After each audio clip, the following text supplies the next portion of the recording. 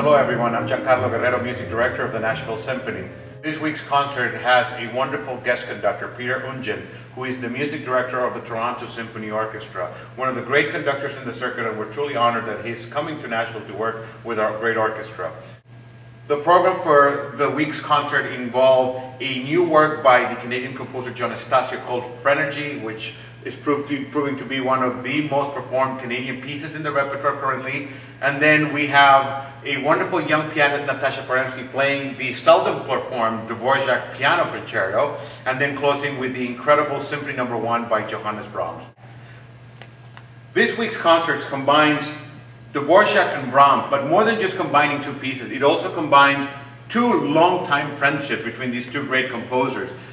Johannes Brahms and Dvorak had a long-term relationship, musically and personally, and Dvorak was the closest thing that Brahms ever had in terms of a protege, and he championed his music and supported him all the way through. And Dvorak never forgot that. I was always very grateful to Brahms for basically taking him under his wings. The piano concerto of Dvorak and the Brahms First Symphony were basically written around the same time, and they both share some of the same traits, even though in terms of their nationalistic background, they're very different because they come literally from two different countries.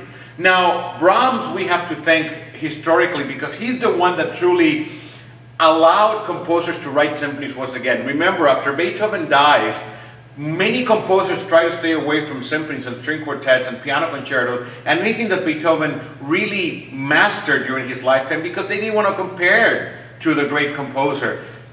No wonder Brahms took almost 21 or 22 years to write his first symphony because he never felt it was ready for the audience, and more importantly, especially in Vienna, he dreaded the, of course, immediate comparison they were going to make to Beethoven. Like great success stories, after the premiere of the first symphony of Johannes Brahms, composers once again felt that writing symphonies was okay, that Beethoven's ghost was already long gone, and that Brahms basically reintroduced the art form of the symphony, and this truly became one of the great turning points in music history. This first symphony, in many ways, is the continuation of the great art form, which we now think of as the symphony, which is intended to just give a musical message. And in the hands of the very able conductor Peter Unjen and our wonderful National Symphony Orchestra, it's going to be an amazing set of concerts where we're going to champion one of the great, most beautiful pieces in the standard repertoire.